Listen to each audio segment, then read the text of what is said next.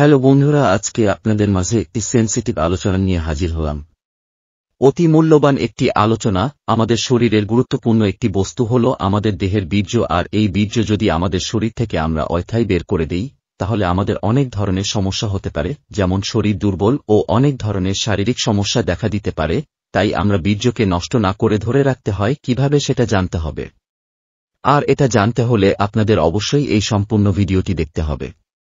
সর্বপ্রথম আপনাদের অবশ্যই মেডিটেশন সম্পর্কে জানতে হবে, এবং মেডিটেশনের মাধ্যমে নিজের বীর্যকে নিয়ন্ত্রিত রাখা যায়। আপনি যদি সঠিক নিয়মে মেডিটেশন করতে পারেন তাহলে আপনার বীর্যকে আপনার নিয়ন্ত্রণে রাখতে সক্ষম হবেন। তাই অবশ্যই আমাদের মেডিটেশন সম্পর্কে জানতে হবে, ধ্যান করা, সাধনা করা, নিয়মিত একটি ধ্যান করতে হবে এর মাধ্যমে। এরপর আপনাদের মাঝে আমি মেডিটেশন সম্পর্কে আলোচনা। মেডিটেশন হল প্রতিদিন নিয়মিত একটি ধ্যান বা সাধনা করা।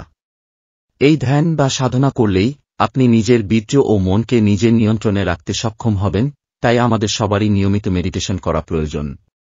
আমরা জানি আদিম কাল থেকে বা অনেক আগে থেকে মুনি ঋষিরা মেডিটেশন করতে, আর তারা মেডিটেশনের মাধ্যমেই তাদের বীর্য ও মনকে নিয়ন্ত্রণ করতেন। মেডিটেশন করতে হলে অবশ্যই একটি সুন্দর মনোরম জায়গা থাকতে হবে, যেখানে কোনো বাহিরের আওয়াজ বা কোনো শব্দ নেই। সেখানে একটি পবিত্র আসন পেতে বসতে হবে। যে কোনো একটি মুদ্রায় বসে সাধন করতে হবে। মেডিটেশনের মূল অর্থ হল নিজের মনকে পজিটিভ কাজের দিকে নিয়ন্ত্রণ রাখা, আর আল্লাহ তাআলার সৃষ্টি সম্পর্কে ধ্যান ধারণা করা। এভাবে নিয়মিত ধ্যান ধারণা করতে করতে একসময় দেখবেন আপনি এটিতে সফল হয়েছে। এর ফলেই আপনি বীর্য এবং মনকে নিয়ন্ত্রণ করতে পারবেন। যেমন দম সাধনা ও একটি মেডিটেশন। দম সাধনা করেও নিজের মনকে নিয়ন্ত্রণ করা যায়। আমরা অবশ্যই জানি যে দেহের বীর্য যদি গাঢ় হয় তাহলে মন নিয়ন্ত্রণ থাকে, আর যদি বীর্য পাতলা হয় তাহলে মনও ছোটাছুটি করে বেশি বেশি নেগেটিভ চিন্তা হয়। এর ফলে আমরা নানান খারাপ কাজ করে থাকি। তাই আমাদের শরীর দুর্বল হয়ে যায় এবং দেহের নানান রোগে আক্রান্ত হয় এবং শরীরের নানা সমস্যা দেখা দিতে থাকে। আমাদের এটা জানা উচিত যে একদম সাধনার মাধ্যমেও আমাদের এই দেহের বীর্য গাঢ় করা সম্ভব। তাই আমরা প্রতিদিন নিয়মিত দম সাধনা করলে অবশ্যই এর সুফল আমরা পাব। দম সাধনা করতে হলে একটি আসন পেতে বসতে হবে এবং তারপর রেচক পূরক কুম্ভক এর মাধ্যমে দম সাধনা চালিয়ে যেতে হবে। এর ফলেই আমাদের দম সাধনায় লাভবান হয়।